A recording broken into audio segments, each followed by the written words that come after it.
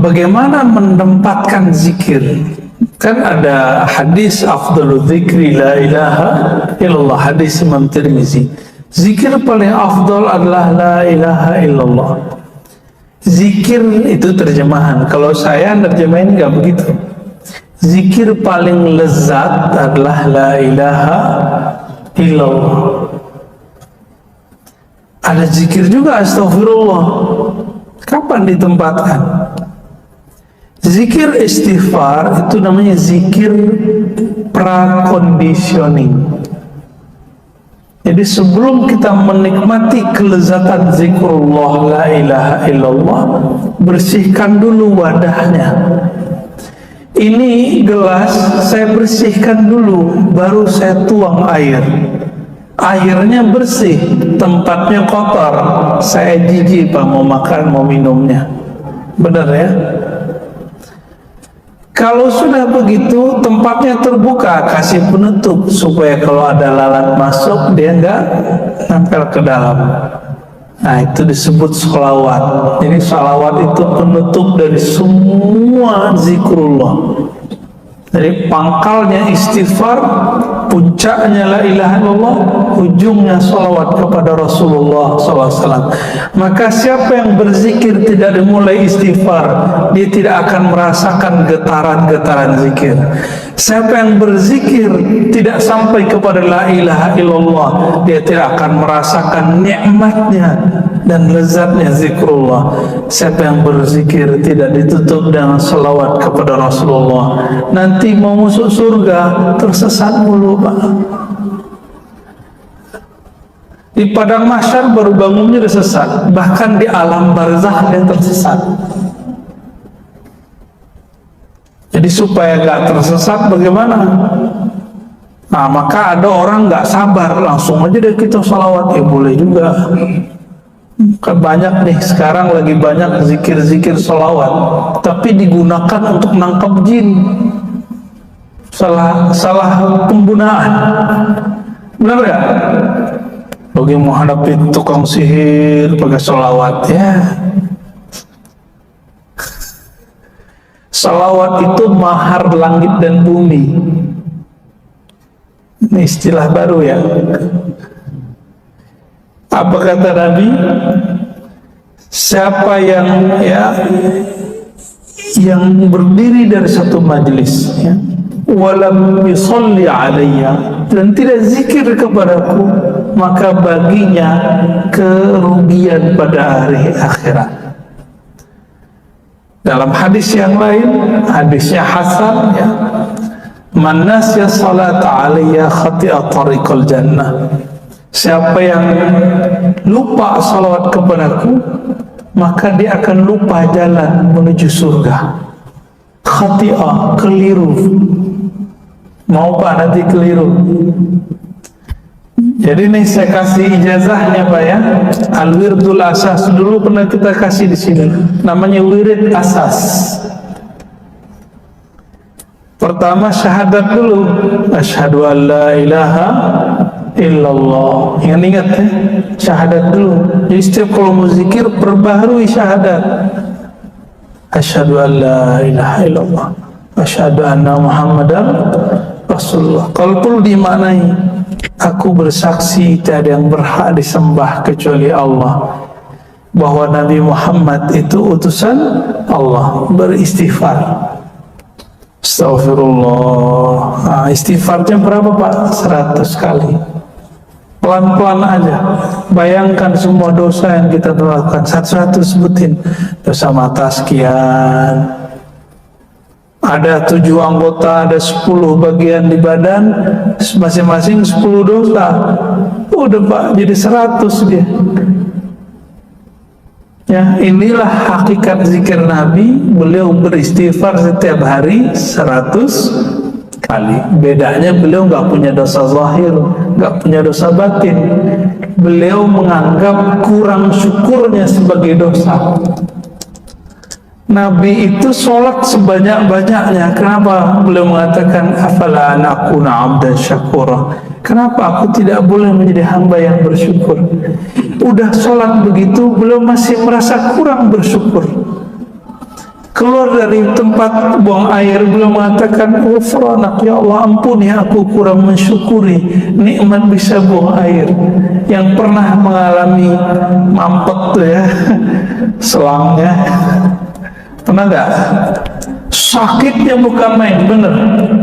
Sakitnya bukan main kalau kita nggak dikasih nikmat buang air kecil.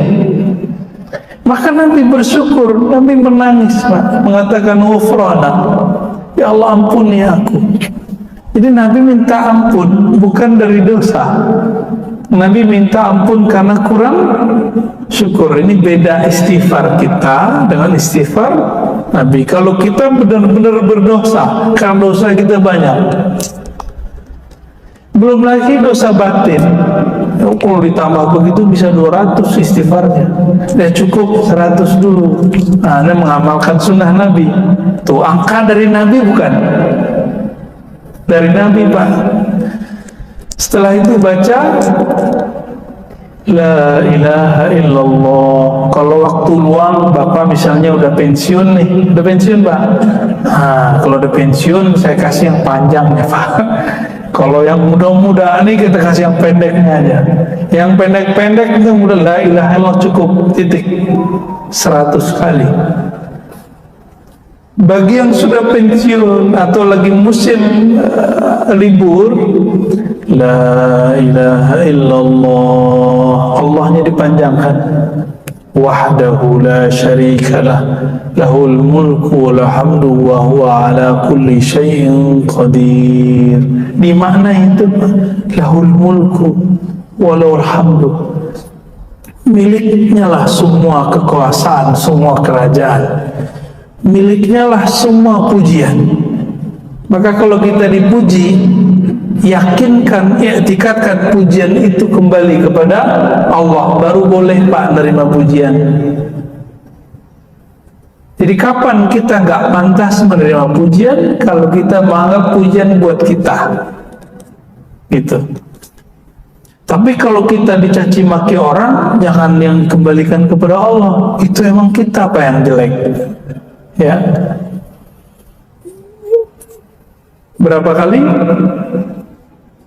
100 kali. Beberapa masyayikh kita menambahkan, yuhyi wa yumitu wa huwa ala kulli syai'in, dia menghidupkan yang mati. Tapi di hadisnya begitu doang. La ilaha illallah wa la syarikalah, lahul mulku wal hamdu wa huwa ala kulli syai'in qadir. Dia berkuasa atas segala sesuatu. Ini dibaca, intinya ada di la ilaha illallah. Kalau Bapak nggak fokus di kalimat setelahnya, cukup baca la ilaha illallah. Berapa kali? 100 kali. Ya, yang nggak sempat lagi duduk, habis sholat, buru-buru mau kerja, ya di motor, di mobil boleh. Ya. Terus yang ketiga, karena semua zikir tanpa sholawat tidak sampai kepada Allah, maka wajib sholawat. Jadi sholawat itu bagi saya bukan sunat Pak. Yang bilang sunat udah lewat udah ya. Sholawat itu wajib hukumnya. Kenapa wajib? Bahkan lebih wajib dari sholat. Sholawat itu lebih wajib dari sholat. Kalau nggak ada sholawat, sholawat nggak naik. Kalau nggak ada sholawat, sholat tidak naik. Baru dengar antum ya, sholawat lebih wajib dari sholat. Bid'ah kan nih? Yang sering dibaca oleh imam, innallaha wa malaikatahu yusalluna 'alan nabi. Sesungguhnya Allah dan para malaikat bersalawat kepada Nabi. Wahai orang beriman, ya allazina amanu sallu alaihi wa sallimu taslima. Wahai orang beriman, kalau engkau percaya kepada Allah, percaya malaikat Allah, bersalawatlah kepadanya dan ucapkan salam rindumu. Allah sholat nggak Pak? Sholat kayak kita nggak Allah? Saya mau nanya serius, jawab dong. Allah sholat subuh nggak? Allah haji nggak? Allah zakat nggak? Enggak ya, tapi Allah sholawat. Jika Allah bersolawat, maka sholawat itu apanya sholat? Sholawat itu adalah kendaraan sholat untuk naik ke hadirat Allah Subhanahu wa Ta'ala. Kita nyebut naik bukan berarti Allah bertempat tinggi ya. Nanti ada pembahasan khusus ya. Pertemuan di mana? Oh bukan di sini ya. Di Duri. Ya udah di sini aja kita jelasin. Allah itu maha tinggi mutlak, tapi bukan tinggi arah dan tempat. Oh kau wajib meyakini Allah maha tinggi, kan namanya alim. Karena ia bukanlah benda, maka ketinggiannya bukan arah. Jadi kita wajib meyakini Allah maha tinggi. Itu wajib hukumnya, ya. Udah berapa tadi? 3. Yang terakhir, subhanallah bihamdi, subhanallah azim, 100 kali ditutup adada khalqihi wa zinata arsyihi wa ridha nafsi wa midada kalimah. Tapi kalau bapak pensiun 100 kali baca itu Pak. Subhanallah bihamdi, subhanallah azim, adada khalqihi wa zinata arsyihi wa ridha nafsi wa midada. Nikmat itu. Itu udah bawa satu kontainer zikir itu di belakang ya. Seberat aras, sebanyak makhluk Allah. Pernah nimbang aras ya? Badan aja lupa nimbang, apalagi nimbang aras. Subhanallah bihamdi subhanallah, seberat arasmu ya Allah. Aras itu meliputi langit dan bumi. Langit dan bumi tidak terlihat jika dibandingkan aras Allah. Kita bilang, ya Allah, Engkau maha hebat, seberat arasmu. Siapa yang tahu? Hanya Allah. Maka zikir ini namanya zikir bukan zikir. Az-zikru ala zikri, az-zikru fawqa zikri. Zikir tapi di atasnya zikir. Kalau belum sampai ke rasa itu, cukup zikir biasa aja dulu.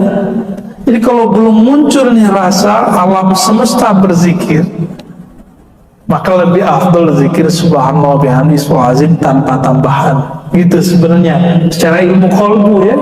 Kalau ahli hadis mah bawa aja semua. Baik.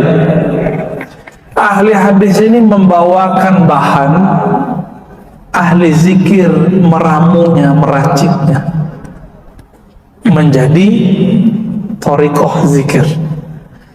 Ahli hadis bawa riwayat, ahli fikih meramunya menjadi hukum. Gitu Pak ya. Nah, sekarang muncul pemahaman ahli hadis itu sudah punya metode sendiri. Ini kekeliruan besar. Ahli hadis nggak bisa meramu sendiri kecuali dia ahli fikih, kecuali dia ahli zikir. Nggak ada ilmu yang mandiri di dunia. Semua ilmu saling berkaitan dan beririsan. Gimana? Udah 6:30. Kalau masih ada pertanyaan lain, tapi sebelum itu ini adalah pertanyaan dari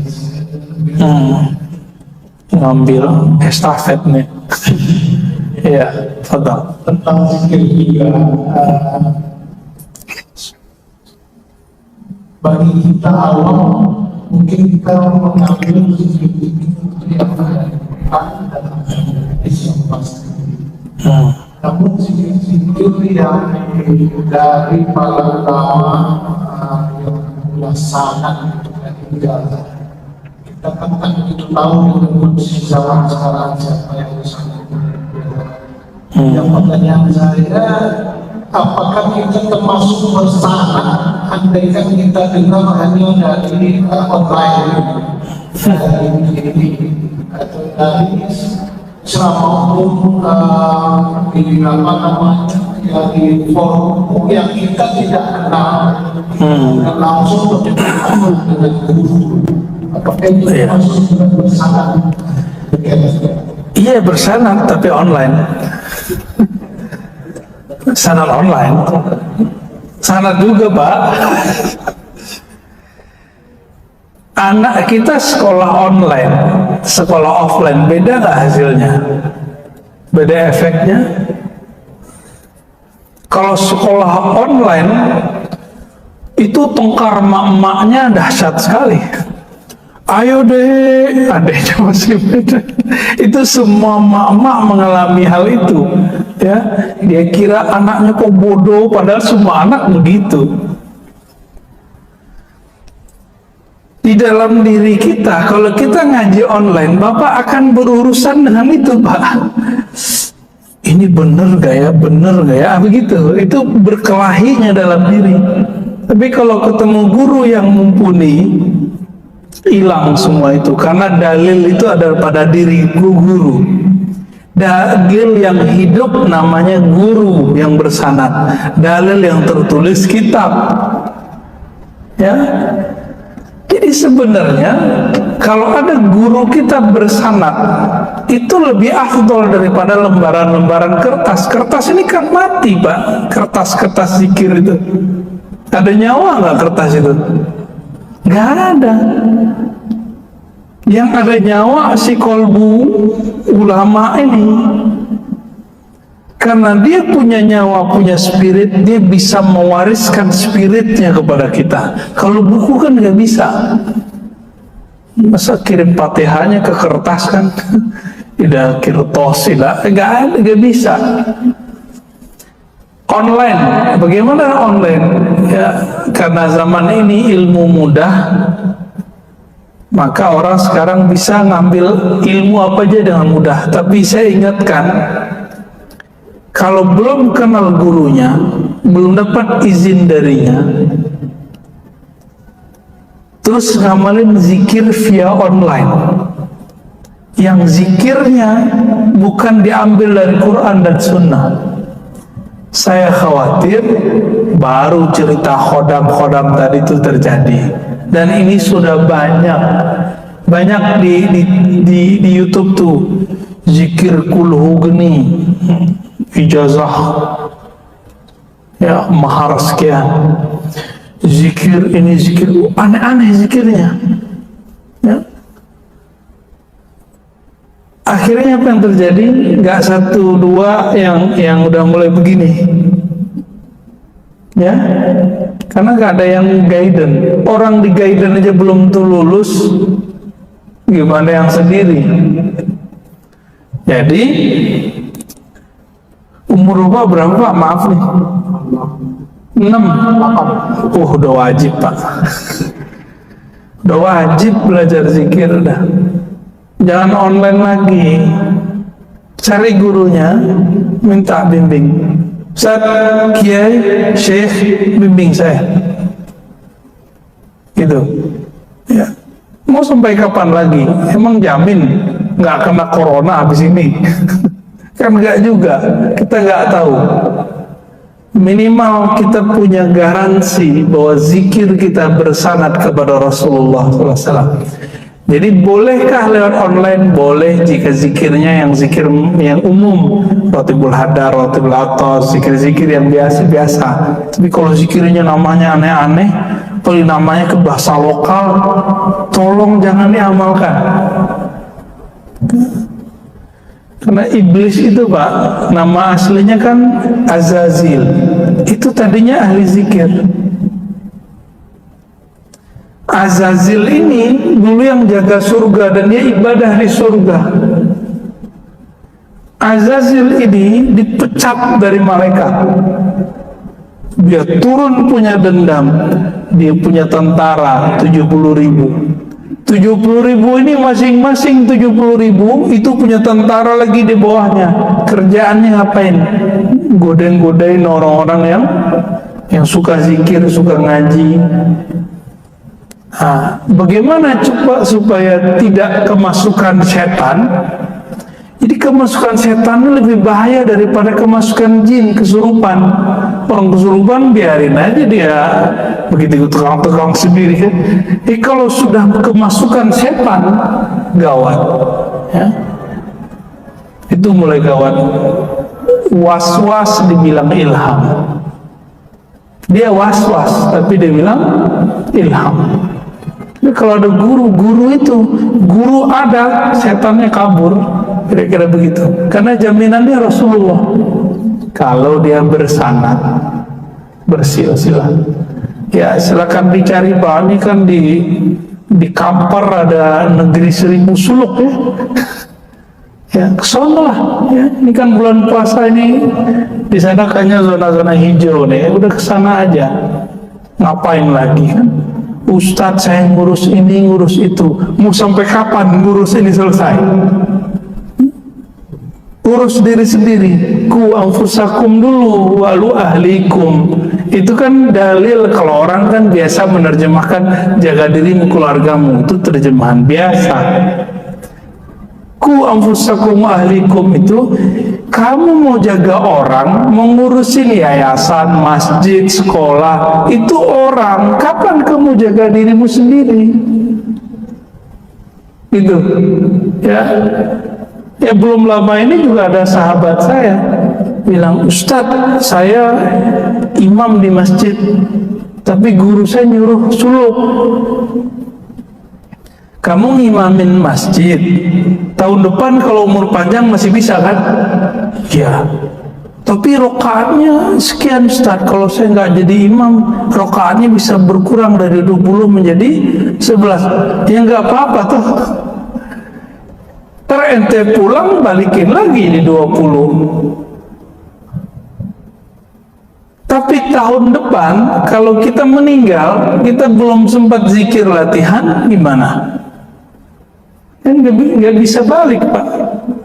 Farji'na na'mal solihan, semua ruh, semua jiwa itu meratap ketika dikuburkan. Ya Rabb, tolong kembalikan kami ke alam hidup, kepada kehidupan. Tapi Allah kembalikan nggak? Jadi arwah itu ketika dia mati itu gombal-gombal. Ya suka ngasih janji-janji. Ya Allah kalau saya hidup saya ibadah lagi. Padahal dulu dia ngomong gitu juga. Kalaupun dikembalikan nggak akan balik. Paling main handphone ya. Jadi kalau ada orang mati ini dihidupkan lagi, dia udah ketemu dan doa tadi, dia pasti lupa Pak. Ini aja kita lupa ketemu Allah, pada lupa. Jadi silakan amalkan yang umum-umum Pak, yang dari Quran Sunnah, tapi untuk masuk ke kolbu itu mesti dari kolbu. Maka tidak ada namanya talqin zikir online, nggak ada, nggak sah. Yang harus ketemu. Imam Bukhari nyari satu hadis yang zahir itu pindah-pindah negeri kok. Cuma mau dapat zikir pindah dari Pekanbaru ke Kampar aja nggak mau. Di kota Pekanbaru ada ya, banyak ya, di sini banyak kok. Tinggal mau ngamalin aja Pak, nggak mau cari guru, mau menjatuhkan sedikit rasa malas, menjatuhkan sedikit ego. Nah, ini yang menghalangi orang untuk bisa berzikir. Ya, ada salah satu sahabat saya mikir, saya ini kan dokter, siapa yang bisa menalkin saya zikir? Gitu Pak, ada yang ngomong gitu Pak. Kebetulan teman saya dokter. Waduh, saya bilang zikir itu kan nggak, wisudanya bukan di kampus bro, ya. Zikir itu wisudanya di surau, di zawiyah, di ribat. Ijazahnya, wisudanya langsung dari syekh mursyid. Itulah doktornya. Maka orang yang bergelar syekh mursyid, dia dokter zikir. Jadi kita yang punya gelar-gelar ini, gelar-gelar duniawi, itu urusan dunia. Nggak laku Pak di alam zikir. Coba dokter berlaku nggak dalam kubur? Ya dokter, man robbuka. Hei dokter, siapa Tuhanmu? Ada nggak hadis begitu? Nggak laku. Gelar itu cuma berlaku di kampus. Nggak laku di masjid aja nggak laku. Dokter nggak laku kan? Ada dokter nggak lancar baca kulhu nggak bisa jadi imam, Pak. Udah Pak ya? Gimana? Udah. Silakan pertanyaan, silakan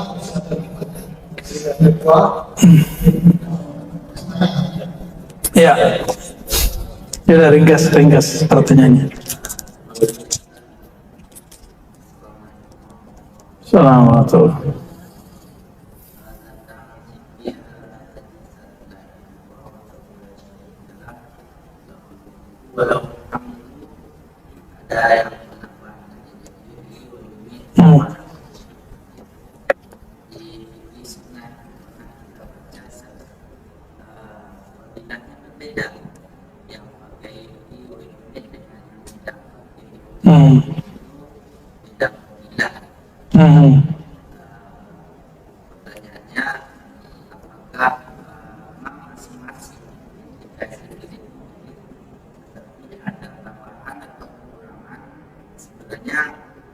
Atau fadilahnya berbeda,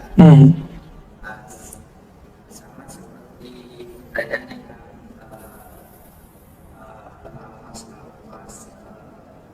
aktivitas kan banyak yang kita, apakah masing-masing perawi mendengar meditasi dari Nabi Sallallahu Alaihi Wasallam yang kita dengan banyak tersebut, atau itu tergantung kepada kekuatan perawi sendiri atau kekuatan sahabat apabila mereka sehingga itu disampaikan kepada kita. Jika kita mengampungkannya itu semua boleh, atau sebenarnya tidak boleh. Ini dibaca khusus niatnya tidak. Yang satu lagi yang seperti ini yang ada lafaz tertentu atau yang tidak lafaz tertentu, fadilahnya beda lagi. Itu khasiatnya beda lagi. Baik. Ya, dua-duanya benar, Ustaz. Ya. Ini Nabi kasih contoh, man qala la ilaha illallah wahdahu la syarika lah lahul mulku wal hamdu wa huwa ala kulli syai'in qadir. Lalu ada tambahan yuhyi wa yumiit. Al ajru ala qadri ta'ab, begitu kaidahnya. Diambil dari hadis Abu Daud tentang kisah Sayyidah Aisyah. Rahasia dari ganjaran pahala itu berdasarkan kadar lelahnya orang beramal. Orang yang baca yuhyi wa yumiit lebih banyak gak usaha effortnya daripada yang gak pakai. Saya cuma baca la ilaha illallah, beda gak dengan yang nambah lahul mulku? Beda ya? Begitulah kira-kira. Maka para imam kita sepakat, beda zikrullah, beda natijah zikir. Beda zikrullah, beda efek zikir. Maka zikir yang ada istighfarnya, astaghfirullah, dengan zikir yang cukup Rabbighfirli, itu beda efek di kolbu. Subhanallah bihamdi, subhanallah azim, itu beda dengan cuma sekedar subhanallah, itu beda. Ya, rahasia-rahasia ini hanya bisa dimengerti oleh orang yang mau merasakannya. Maka ulama kita buat kaidah, la yafhamuha illa man zaqaha. Tidak faham bab ini kecuali yang telah merasakannya. Jadi kalau nggak dijalani nggak ketemu. Jadi hadisnya itu emang digabung. Ini satu mazhab, yang satu lagi kalau hadis begitu aja, itu saklek. Yang benar manhajul jama'i, digabung. Ya, itu yang afdal. Maka Imam Nawawi mengatakan, jika kamu ketemu hadis lafaznya bagaimanapun, amalkanlah walaupun cuma sekali, bahkan itu pun dhaif, amalkan. Itu Imam Nawawi.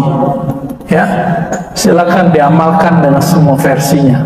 Ya, Kita juga di dalam salat kita bisa boleh. dalam lafaz tahiyat. Saya kalau iftitah saya gabung antara wajah tu dengan Allahumma ba'id baini. Ya, biar jadi NU Muhammadiyah, Muhammadinu. Ya. Mungkin satu lagi terakhir dan juga dia kata masalah lain nanti juga satu lagi terakhir silakan. Ya.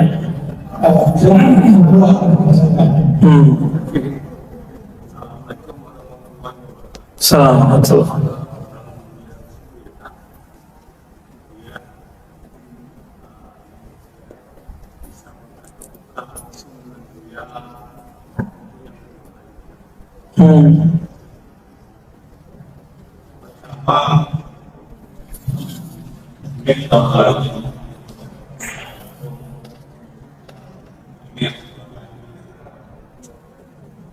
Pertanyaan saya itu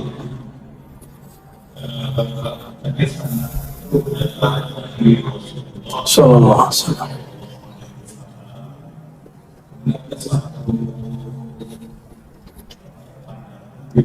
saya ikuti dari YouTube satu jam ya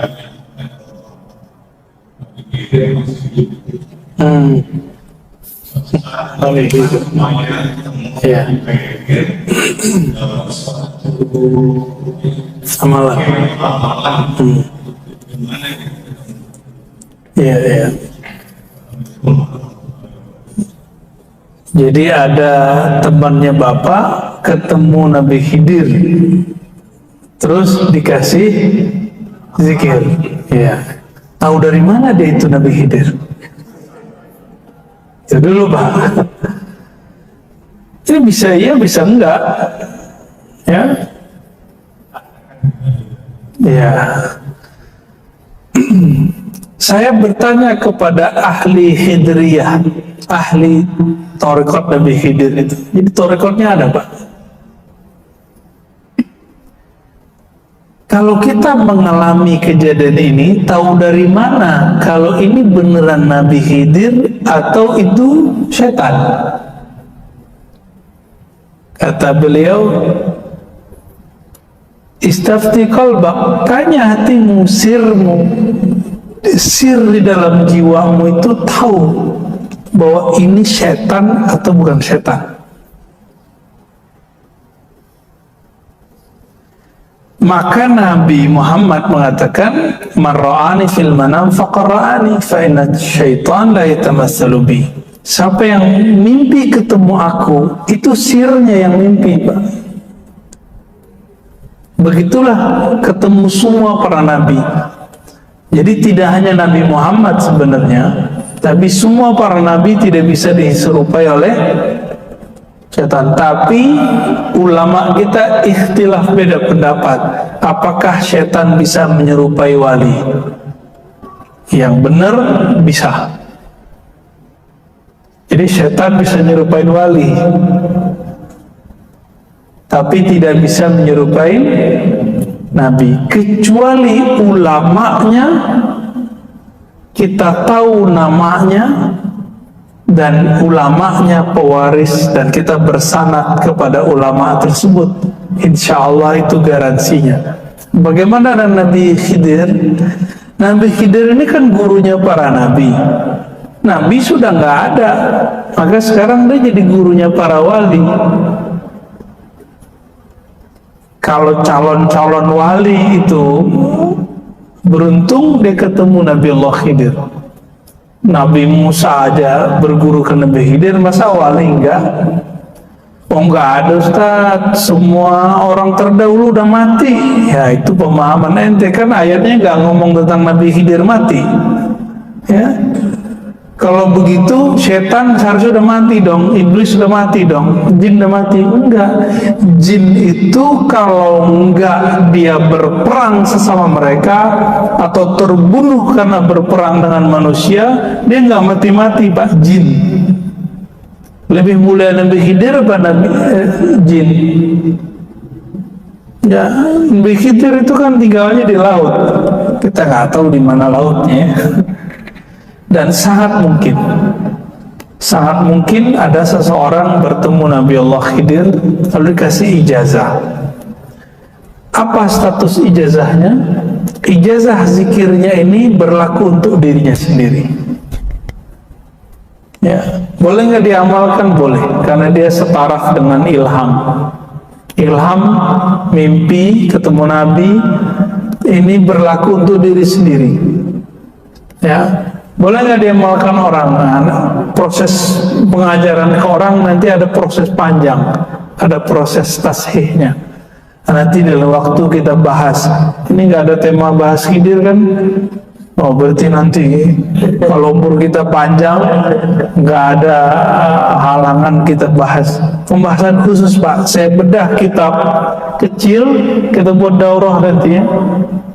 Kajian tentang riwayat Nabi Khidir, karya Imam Ibn Hajar, insya Allah. Baik, ya, ya. Oh, Pak Imam nih, spesial nih.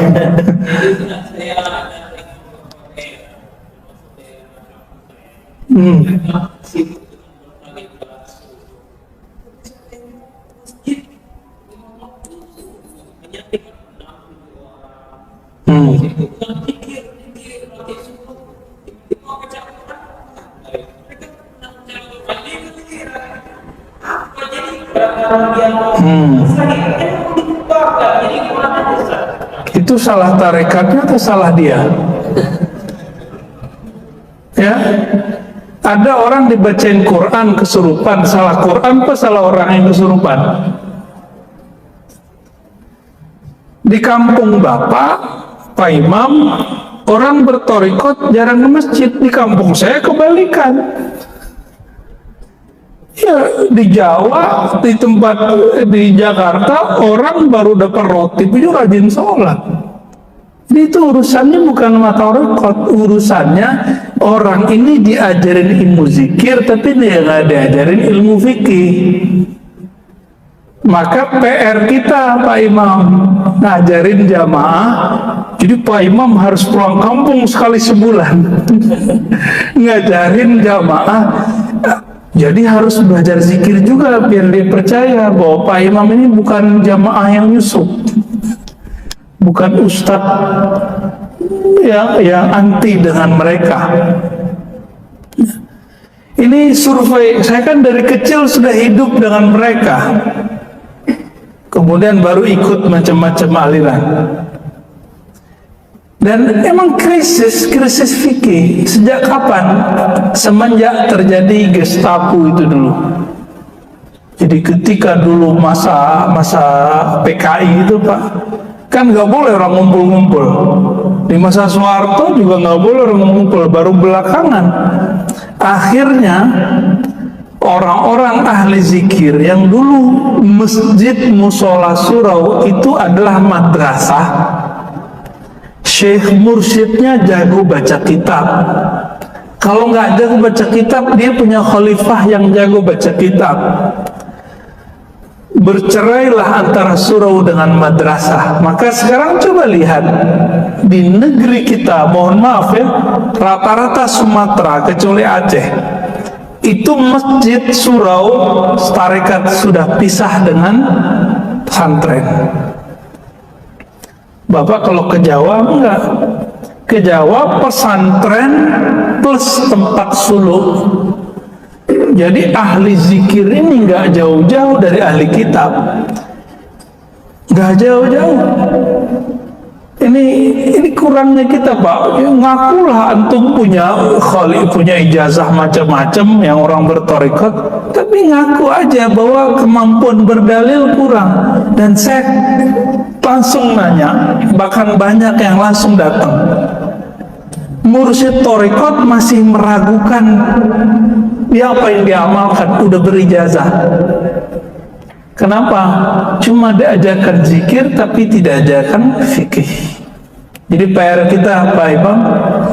Semoga nanti bisa menyadarkan kita semua nih, ya. Semoga belajar fikih, belajar zikir bisa berjalan beriringan, ya. Allahumma salli ala nabiyina Muhammad. Assalamualaikum warahmatullahi wabarakatuh.